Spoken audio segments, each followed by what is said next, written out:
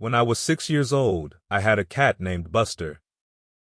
Buster was actually my stepdad's cat, but because I never had a cat before, I claimed him as my own. Suffice it to say, Buster didn't enjoy being hugged and coddled all the time by a little child, so he avoided me. He was also an outdoor cat, so he would often spend most days outside and then come in for the night. One night, Buster didn't come back in the house. We usually fed him at night, so I was worried. Our area was also well known for an abundance of coyotes. My parents were being a bit discreet about Buster's disappearance, but I didn't understand the implications. That night, when I was drifting off to sleep, Buster jumped onto my bed. He lay down by my head and let me pet him until I fell asleep. Honestly, I was shocked because he had never done this before. The next morning, I triumphantly walked downstairs and told my parents that Buster now loved me because he slept in my bed during the night. My parents looked at me inquisitively and sat me down at the breakfast table to let me know that while they were outside the night before, they had found Buster in the alley behind our house. They thought he had been harassed by a coyote, but he had passed away, so he couldn't have slept in my bed that night. The next morning, I triumphantly walked downstairs and told my parents that Buster now loved me because he slept in my bed during the night. My parents looked at me inquisitively and sat me down at the breakfast table to let me know that while they were outside the night before, they had found Buster in the alley behind our house. They thought he had been harassed by a coyote, but he had passed away, so he couldn't have slept in my bed that night. To this day, I like to think that Buster just wanted to say goodbye and thank me for trying to love him in the only way a child knew how. My rabbit made a return visit one night when I was a teenager. She had been an outdoor pet, spending her nights outside in her hutch during the warmer months. She also had a habit of loudly thumping her feet in the middle of the night, often waking me. About a year after she passed away, I found myself awake late at night, unable to sleep due to a loud party happening next door. As I tried to distract myself by quietly turning on my TV to watch a video, I suddenly heard her distinct thumping. It startled me profoundly. Despite the ongoing noise from the party, the thumping sound was unmistakable. I sought refuge under my duvet, gathering my courage before I dared to look outside. Everything appeared normal. It's been quite some time since I've had such a visit. She has come to me in dreams before, a notion I found implausible until a similar experience occurred with my grandmother visiting me the night she passed away, before I even knew of her passing. It's been a long while since the last time I saw her in my dreams, which isn't surprising considering it has been 13 years since she departed. I'm almost sure I've had this experience as well. I had an unusual cat named Rusty, and he was quite the character. He had only one eye, chunks missing from his ear, and a peculiar walk from always engaging in fights with neighborhood cats and trying to outsmart cars. Well, safe to say, he was not the wisest cat. But anyway, Rusty was a special cat in that he would only sleep with me if I was lying on my stomach, and he would sleep on my back, between my shoulder blades, and he would always leave orange fur everywhere. Seriously, this cat shed so much that it drove my dad insane. But for a long time, whenever I would go to sleep feeling upset, I would lie on my stomach as always, and as I was almost asleep, I would feel a light weight on my back and a quiet purring.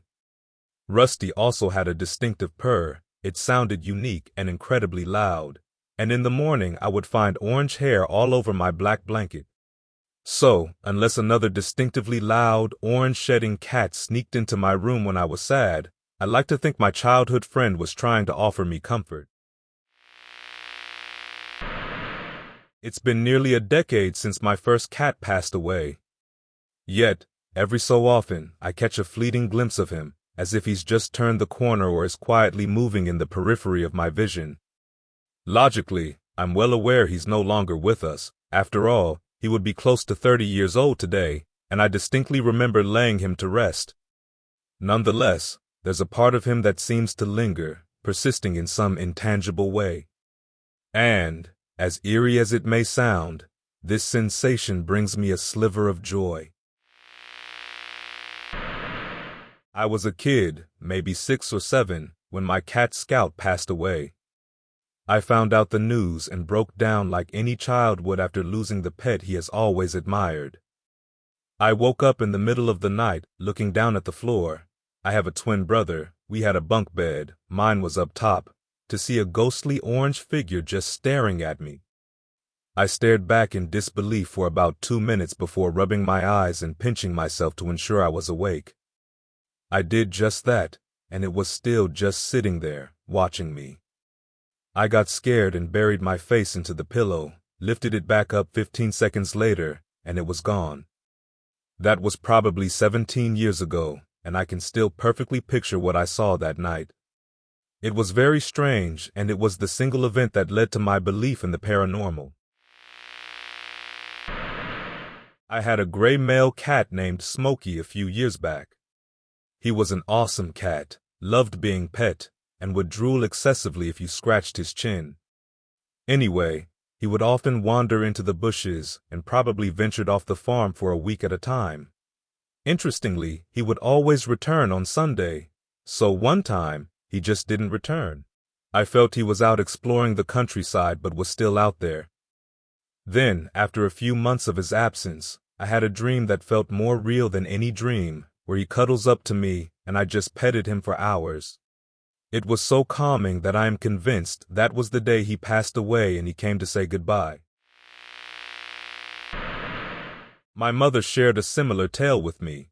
The first cat we had during my childhood had to be euthanized. It was an outdoor cat and seemed indifferent to everyone in the house, though it shared a special bond with my mother. She took it to the vet, and later that day, around the time the cat was scheduled for euthanasia, my mother felt her jump onto her lap. The cat wouldn't let her stand until she felt more at ease. Astonishing. On a related note, when I was in high school, I had just been broken-hearted by my first love. I was at a low point.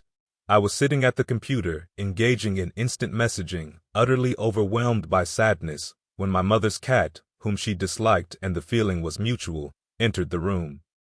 She hopped onto my lap and sat down, a behavior she had never exhibited towards anyone before.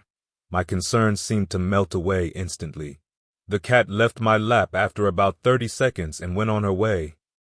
To this day, she wants nothing to do with me, but in that moment, she understood.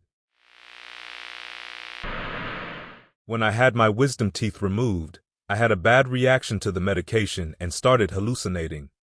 I remember vividly that I was at home asleep and suddenly the house was full of large red-eyed wolves.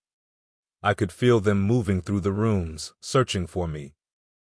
I lay perfectly still, praying they would not find me. Then, as I lay there in a complete panic, I heard my cat jump up on the couch where I was sleeping. He walked right up and curled up on my chest and began to purr. Slowly the hallucination faded. I realized there were no wolves. I could feel the weight of my cat and hear him. I also realized, because I was more lucid, that my cat who would sleep on my chest had left us 5 years before. When I was little, though, that was how we would sleep. Now, at the time I had my wisdom teeth removed, I had a different cat. He was not a lap cat, although he was very affectionate, and he did not purr.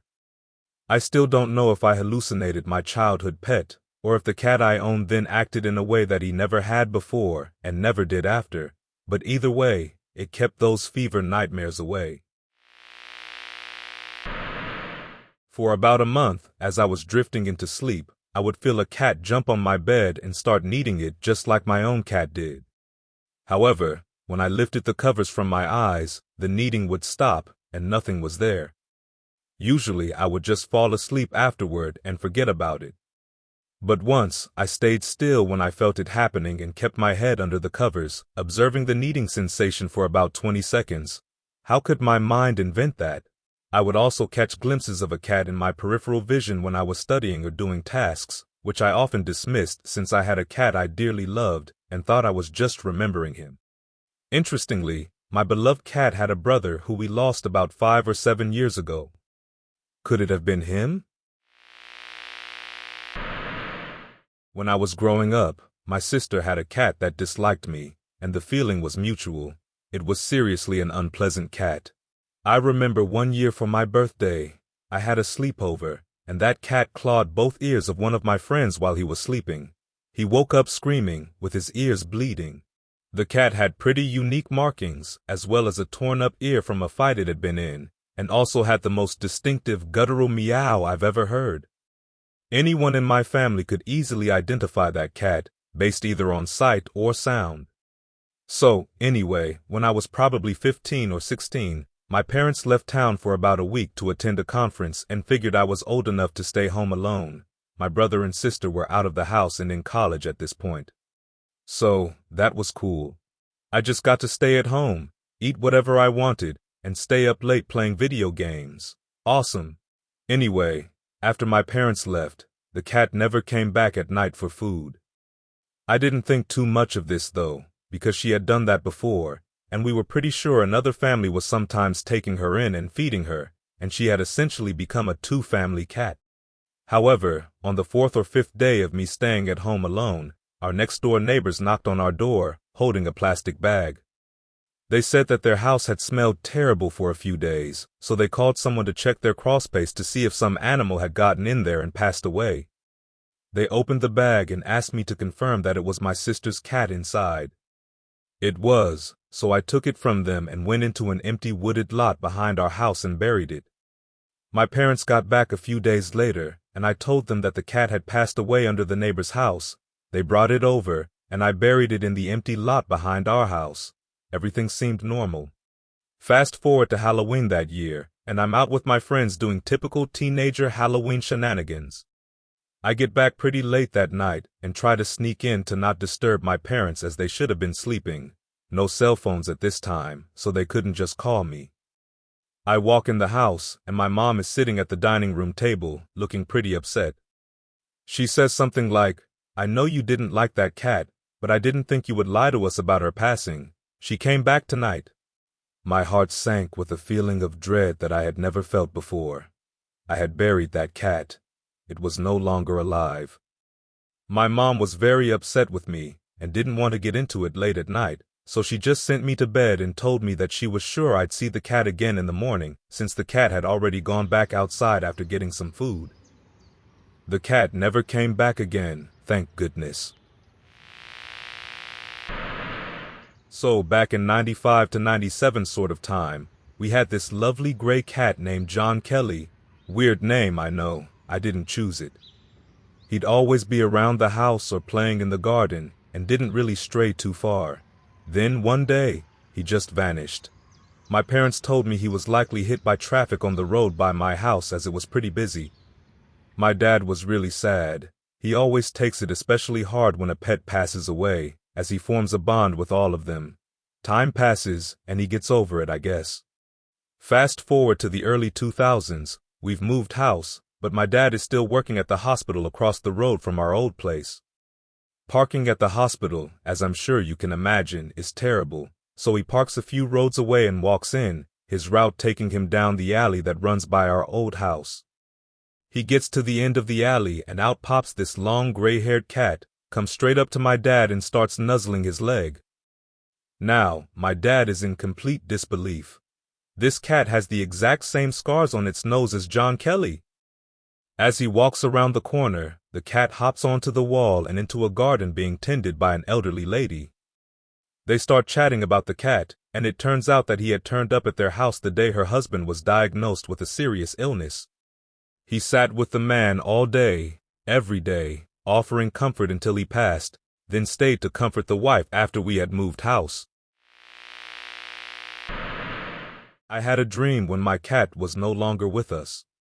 Her name was Z, and she had been a part of our family since I was 2. We lived in an apartment when I was 17, and I could see the ledge of the balcony from my bedroom window. She would sit on the ledge every morning, indoor-outdoor cat, waiting for me to wake up, let her in, and feed her. One day, I went to bed feeling incredibly upset. I cried for no apparent reason and tossed and turned when I normally slept peacefully. In the morning, Z wasn't on the balcony. She didn't appear for another 3 days, and I was heartbroken, knowing she had probably departed. She was 25 according to the vet. We asked around and contacted shelters but had no luck.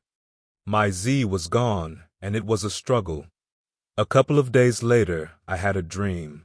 I woke up in this dream and saw Z out on the balcony as usual, so, as usual, I went to let her in. For some reason, I didn't feel as overjoyed as I thought I would be to see her again, and she wasn't meowing loudly as she does when she knows she's about to get tuna. Instead, I just went outside, picked her up from the railing, and held her while she purred and nudged her muzzle into my cheek. Everything felt so calm and warm, as if words were unnecessary, we just understood each other. It continued like that until I woke up with tears streaming down my face. Z loved us deeply, and I'm sure she just wanted me to feel her presence at least one more time. I still cry thinking about it, but I'm grateful she was my cat, and that she seemed so content even after her departure. My first cat was named Buddy. He was this large orange short hair, and I loved him with every ounce of my heart. He loved to sit in windows and just look out. Any time he saw something interesting, he'd meow, and if it was intriguing enough, he would try to get someone to look with him. He passed away suddenly one night, and in the years following, I'd swear I could see him sitting in the window or hear him meow.